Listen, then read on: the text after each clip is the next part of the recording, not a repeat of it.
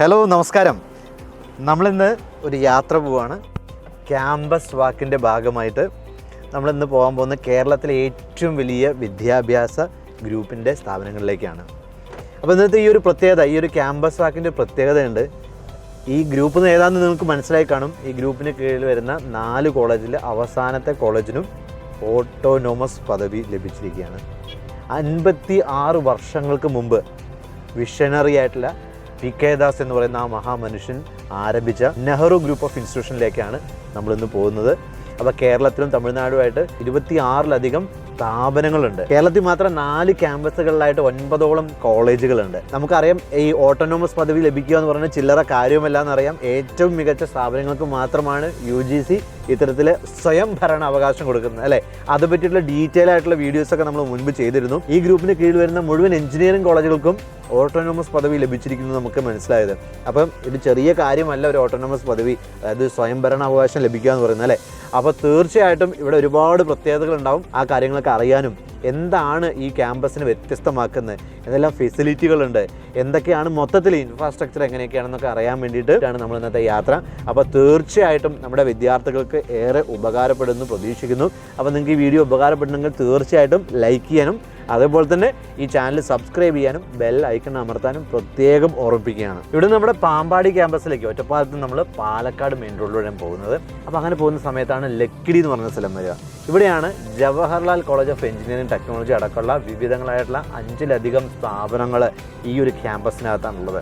Nehru law academy, Nehru aeronautical college, Nehru college of architecture, Nehru arts and science college, then Jawaharlal aviation institute. ഈ ക്യാമ്പസിൽ മാത്രം 26 വിവിധതരം ബിരുദാനന്തര കോഴ്സുകളുണ്ടെന്നാണ്.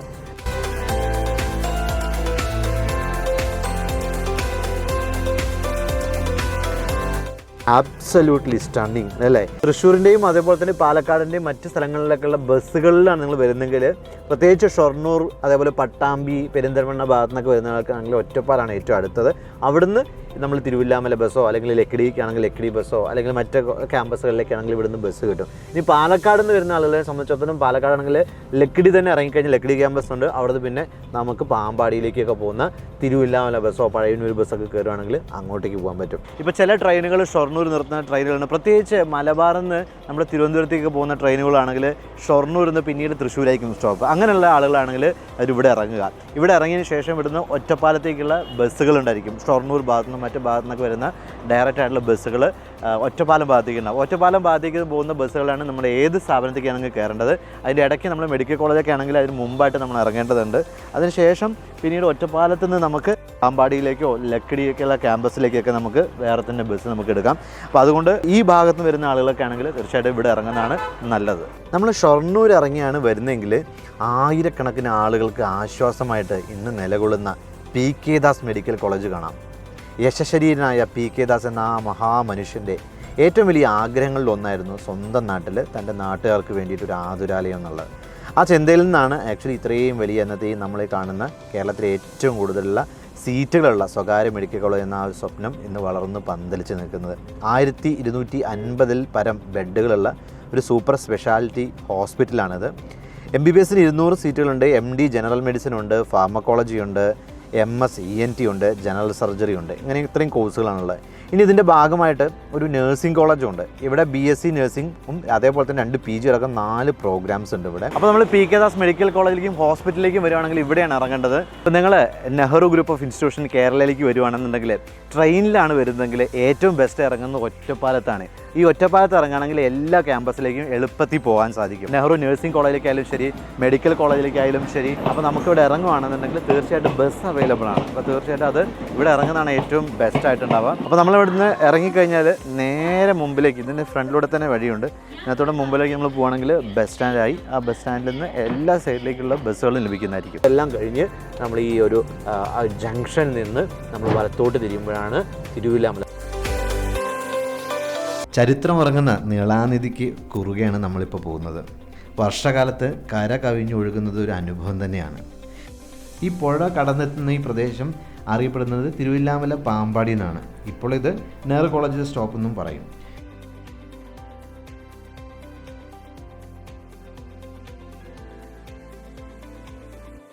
അപ്പോൾ 2 വഴിയുണ്ട് കോളേജിനകത്തേക്ക് കയറാൻ. ഒന്ന് ഫാർമസിയുടെ എൻട്രൻസും ഒന്ന് എഞ്ചിനീയറിംഗ് കോളേജിൻ്റെ എൻട്രൻസും. അപ്പോൾ നമ്മൾ പോകുന്നത് ഫാർമസി എൻട്രൻസിലൂടെയാണ്.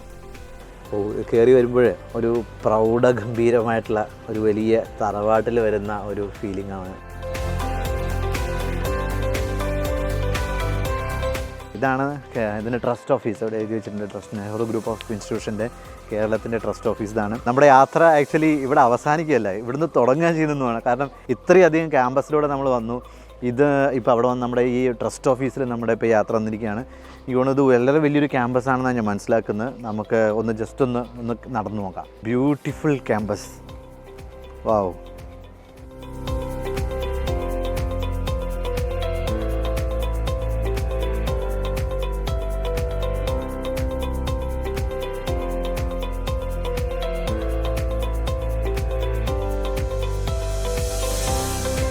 ഇത് നമ്മുടെ ജിതിൻ സാറാണ്. ഫസ്റ്റ് ഇയറുമായി ബന്ധപ്പെട്ട ക്ലാസ്സുകളൊക്കെ എടുക്കുന്ന. നിങ്ങൾ തീർച്ചയായിട്ടും ഇവിടെ വരുന്ന വിദ്യാർത്ഥികൾ എപ്പോഴും കാണുന്ന ഒരു മുഖമായിരിക്കും.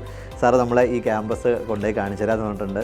സാർ ഒരു പ്രത്യേക ഒരു കാര്യം പറഞ്ഞിട്ടുണ്ട്, ഒരു കാര്യം പരിചയപ്പെടുത്താറ്. ഞാൻ നേരത്തെ നമ്മൾ പറഞ്ഞല്ലോ, ഈ ക്യാമ്പസ് ആക്ച്വലി ക്യാമ്പസ് വാക്കുകൊണ്ട് തീരില്ല. ഇതൊരു ടൂർ പോലെ പോകേണ്ടി വരുമെന്ന് എനിക്ക് തോന്നുന്നു. കാരണം അത്രയും ഹ്യൂജ് ആയിട്ടുള്ള ക്യാമ്പസാണ്. അപ്പോൾ എന്താ വെച്ചാൽ നമ്മുടെ ഈ രക്ഷിതാക്കളും ബാക്കിയുള്ളവരൊക്കെ നമ്മൾ കൊണ്ടുവരാൻ വേണ്ടിയിട്ടും അതുപോലെ ക്യാമ്പസ് കാണിക്കാൻ വേണ്ടിയിട്ടും നമ്മളിപ്പോൾ ഇവിടെ അറേഞ്ച് ചെയ്തിട്ടുള്ള ബഗ്ഗിയാണ്. പറഞ്ഞൊരു വഴി എന്ന് പറഞ്ഞു. അതെ അതെ തീർച്ചയായും. കാരണം നമുക്ക് നടന്ന് കാണാൻ പറ്റാത്ത അത്രയും വലിയൊരു ക്യാമ്പസാണ് പാമ്പാടി ക്യാമ്പസ്.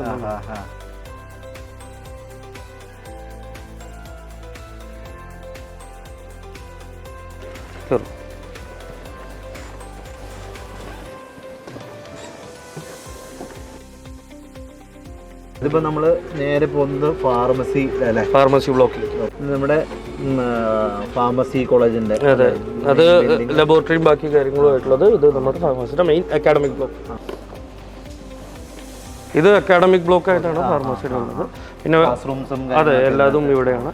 മറ്റേ ബ്ലോക്കിലാണ് നമ്മുടെ ലാബുകളും കാര്യങ്ങളൊക്കെ സെറ്റ് ചെയ്തിട്ടുള്ള മറ്റേ ബ്ലോക്കിൽ.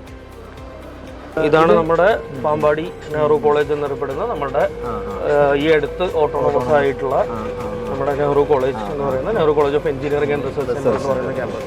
ഇതിനകത്ത് 12 കോഴ്സുകൾ. പിന്നെ നമ്മൾ നേരത്തെ ഫാർമസിനകത്ത് നോക്കുമ്പോൾ അവിടെ 9 കോഴ്സ്. ഈ 9ഉം 12, 21 കോഴ്സുകൾ, വിവിധ തരം കോഴ്സുകളുള്ള ക്യാമ്പസാണ്.